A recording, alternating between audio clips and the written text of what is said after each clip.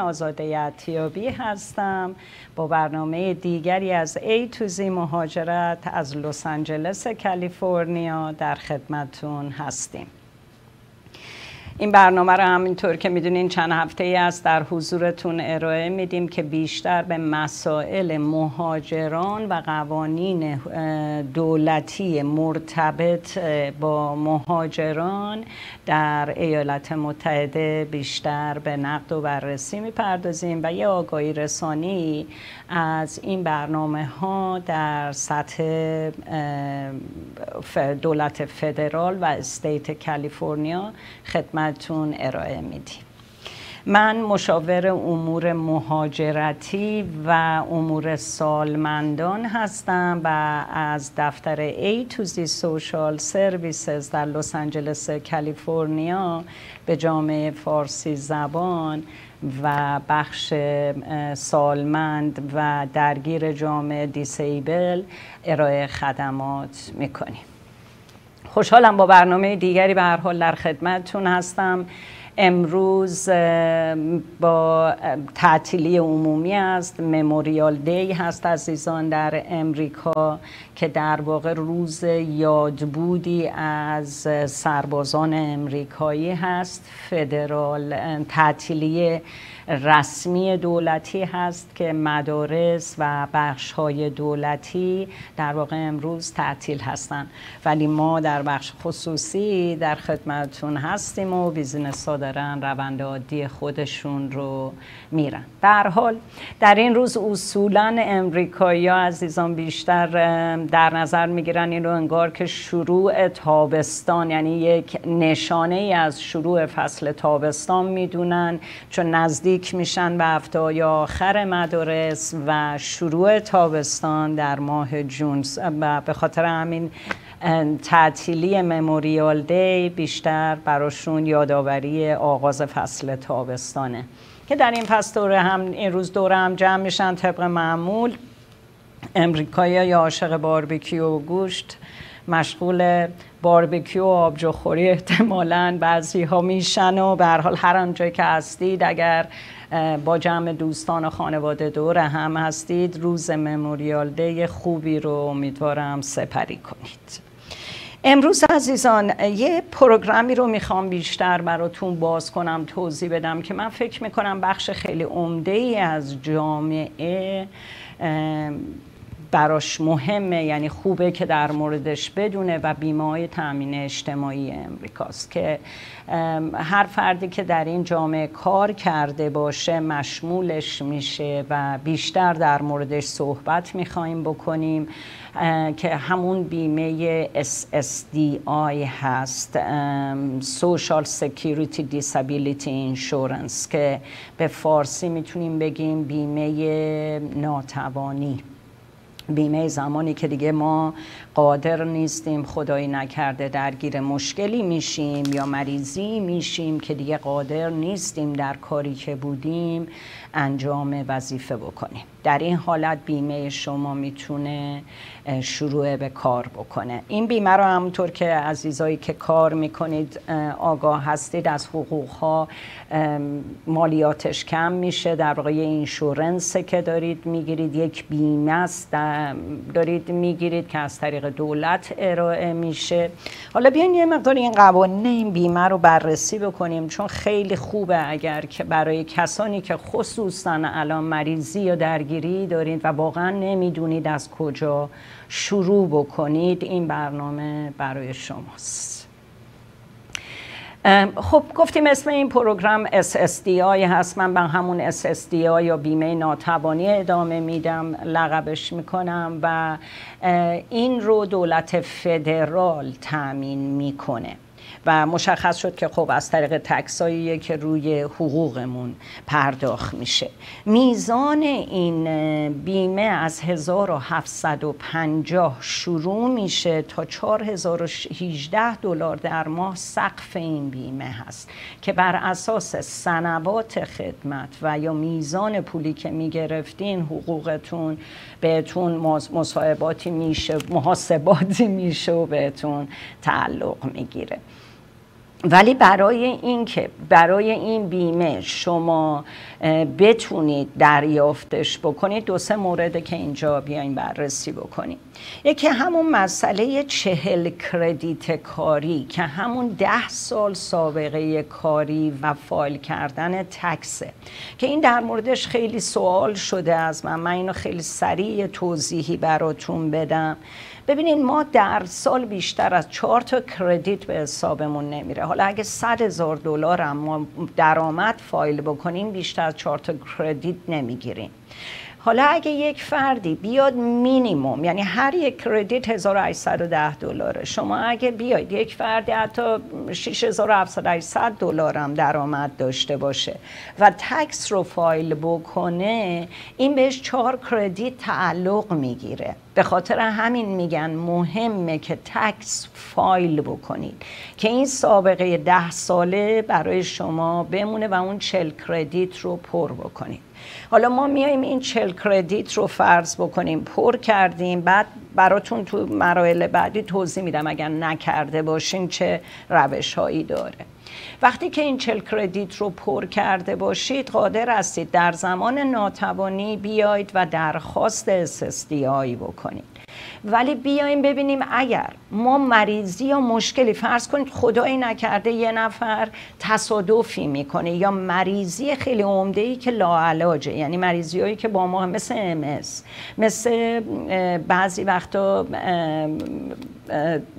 ناراحتی های کلیه، کسایی که دیالیز میکنید یا سرطان های خاصی هستن که باز توی این کتگوری میرن، شما میتونید بیایید و درخواست SSDI رو بدید و چون میتونید برید رو لانگ ترم، برید روی SSDI که در واقع بیمه دیسابیلیتی، بیمه ناتوانی طولانی مدته، چون این مریضی ها بیشتر از 1 سال احتمالاً، یعنی باقی میمونه تا آخرم یا بیشتر از 1 سال میمونه.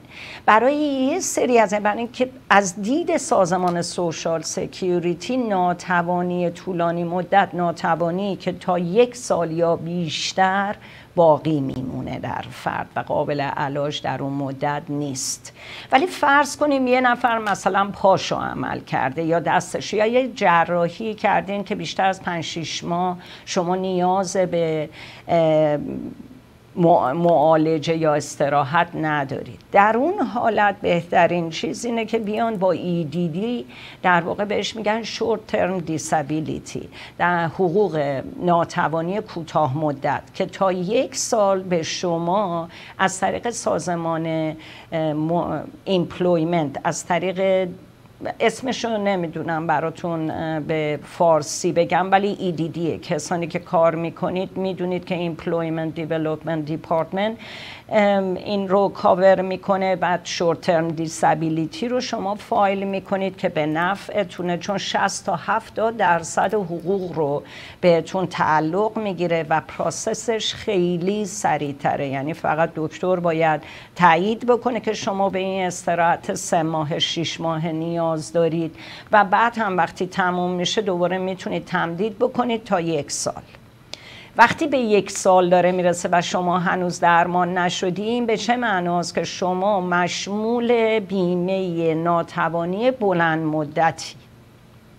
حالا کاری که میتونید بکنید، چون این SSDI الان زمان پروسسش حداقل 6 تا 8 ماهه، به نفعتونه که بیاید EDD رو فایل بکنید و بعد مثلا 2-3 ماه بیاید، اگه میبینید درمانتون طولانی خواهد بود، بیاید SSDI رو شروع بکنید فایل کردن و وقتی که تایید بشه SSDI شما، احتمالا همزمان میشه با تموم شدن EDD تو، یعنی همون 1 سال.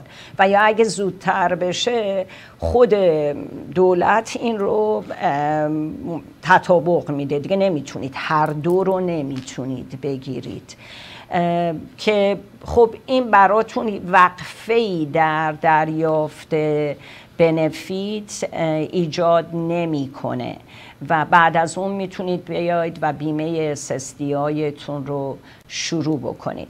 من یک چیزی خیلی سریع در مورد SSDI بگم که همونطور که گفتم این بیمه از طریق سازمان سوشال سکیوریتی کاور میشه، داریمش ما، و برای اینکه بخواین بیان این رو درخواست بدید بعد مدارک پزشکی موثق و کاملی داشته باشید که ثابت کنه شما توان انجام اون کاری رو که تا حالا میکردید، خصوصا چون بیشتر توجه سازمان الان بیشتر بر این میره که من اگر در سن 50 سالگی دچار حادثه‌ای شدم و نمیتونم کاری بکنم یا مدعی انجام اون هستم که نمیتونم، بیشتر بر نوع کار خودتون تاکید میکنن، چون میدونن دوباره تو بازار رفتن، بازار کار رفتن، دوباره بخواید خودتون رو آموزش بدید برای کاری از یه سنی به بالا خیلی سخت‌تره.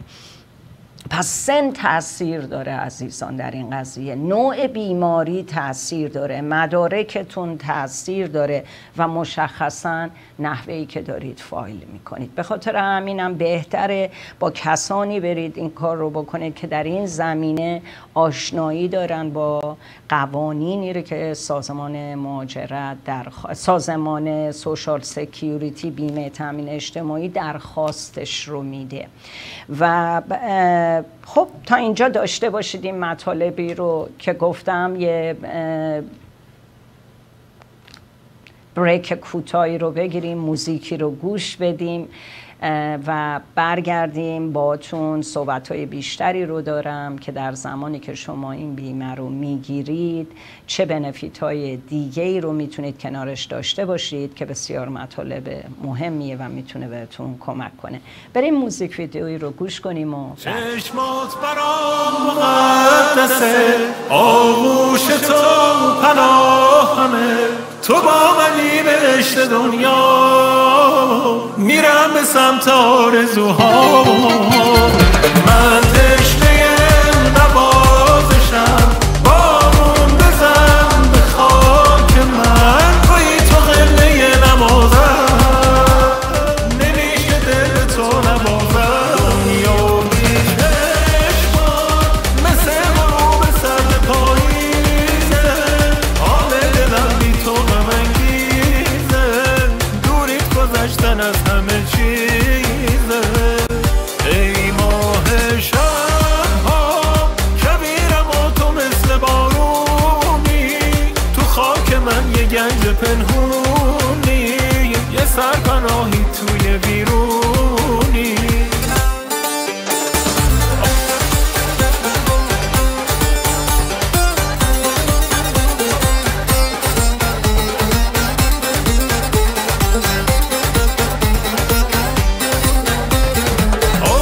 تو امر دلم گرمه، به تو که همه دنیای منی، تو مثل چشمای منی،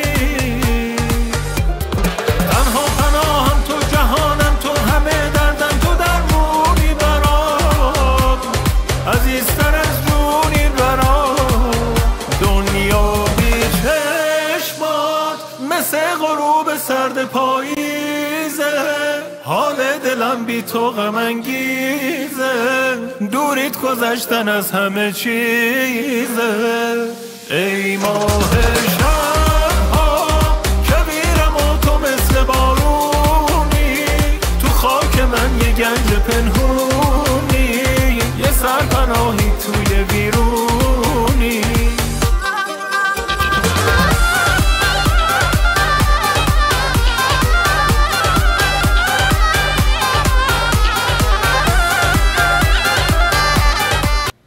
با وقت بخیر مجدد از برنامه A to Z مهاجرت، آزاده عطیابی هستم از تلویزیون تصویر ایران. در خدمتتون هستیم. موزیک ویدیویی رو دیدیم، یه خورده سرحال انشالله اومدین و ادامه مطالب من رو در مورد بیمه ناتوانی ایالات متحده میتونیم با هم دیگه دنبال کنیم.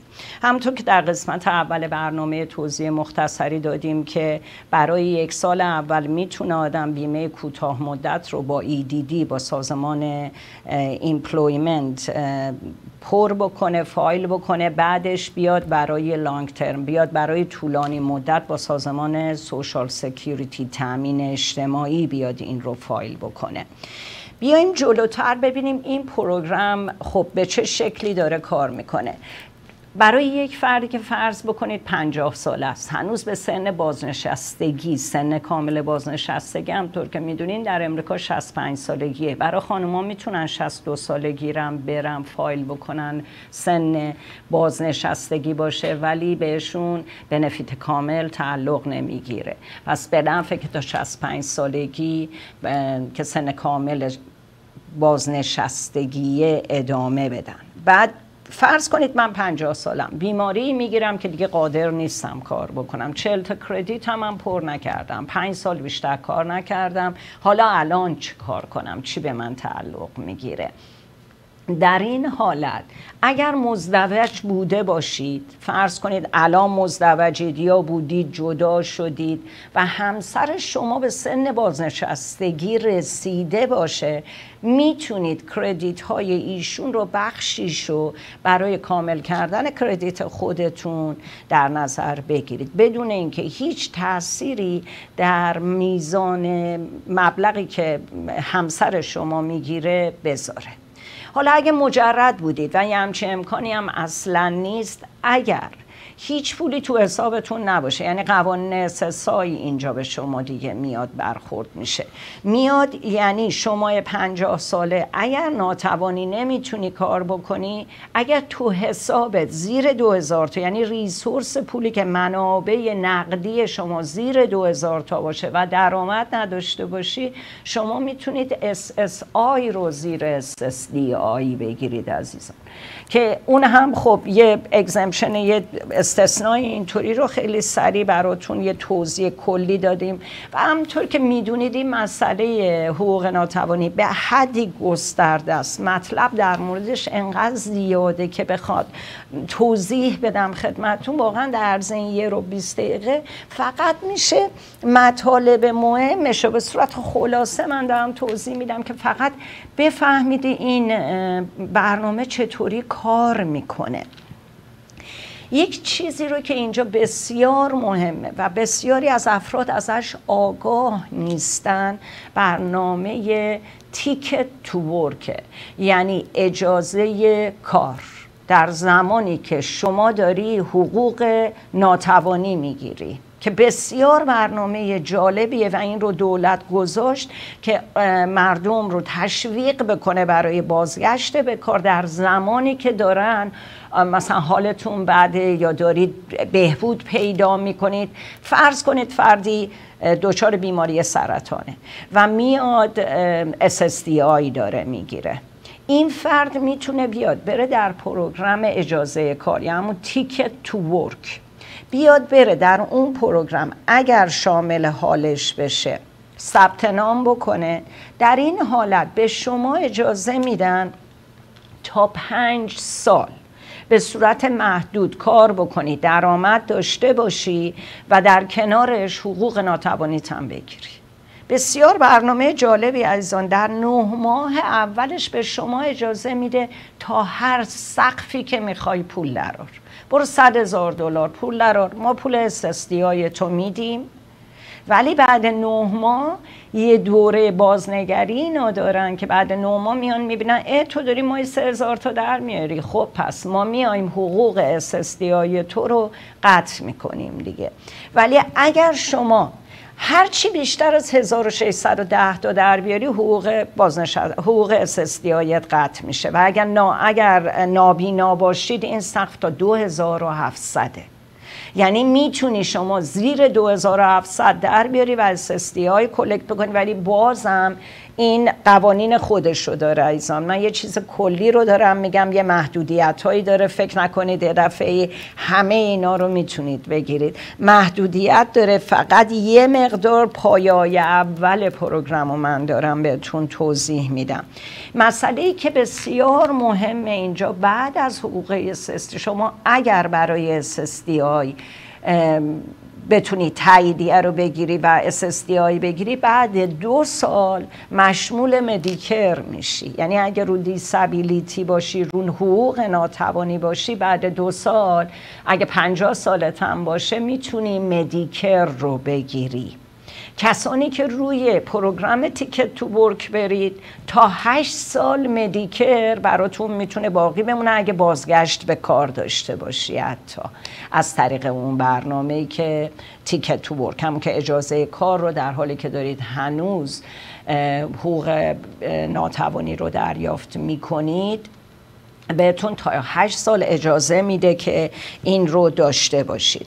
حقوق SSDI عزیزان یه مقدار پیچیده است روندش برای درخواستش. بهتره با یک نفر که آگاه تره برید جلو. فقط یه فرم نیست که میره جلو، یه فرم و درخواست رو میدید، بعدش چندین فرم میاد، بعد بازنگری سازمان تامین اجتماعی و بعد هم احتمال داره شما رو بفرستن برای آزمایش‌های گوناگونی که خود سازمان انجام میده برای اینکه تصمیم بگیره آیا شما مشمول این ناتوانی ها میشی، یعنی عنوان ناتوانی یا دیسیبل میشی یا نه، که از طریق اون بنفیت های خیلی زیادی باز کنارش میاد. در خدمتتون هستم، من آزاده عطیابی هستم. در امور افراد سالمند و ناتوان به عنوان کانسالتنت مشاور انجام وظیفه میکنیم. در جنوب کالیفرنیا در لس آنجلس هست دفتر ما. ولی اینجور برنامه ها عزیزان چون فدرال هست، قوانین فدرال در همه جای امریکا یکی هست و فرقی نمیکنه که آیا تو کالیفرنیا هستید یا نیویورکید یا تگزاس، چون قوانین فدرال و SSDI یکی از بنفیت ها یا منافعی هستش که ما از طریق از طریق دولت فدرال دریافت میکنیم و تکسش رو به دولت فدرال میدیم. ولی SSI رو هم همینطور اگه سنتون زیر بازنشستگی و ناتوانید، همونطور که توضیح دادم، در اون حالت میتونید روی SSI برید یا یه سری پروگرام های دیگه یا استثناءات دیگه ای هست در این برنامه ناتوانی که احتمال داره بتونید مشمولش بشید تا انشالله به تدریج بتونید یا بهبود حاصل کنید و یا اگه درگیر بیماری هستید که واقعا بهبودی نداره و ناتوانی ایجاد کرده براتون، لااقل حمایت مالی رو در یک حدی داشته باشید. سازمان ما همجور که گفتم مؤسسه ما در وودلند هیلز لس آنجلس هست و بیشتر خدماتی رو که ما ارائه میدیم به صورت آنلاین هست. عزیزان مجبور نیستید محلی باشید که بخواید این خدمات رو بگیرید. الان خوشبختانه عصر تکنولوژی و این مسائل و مسافت ها رو برای هممون حل کرده.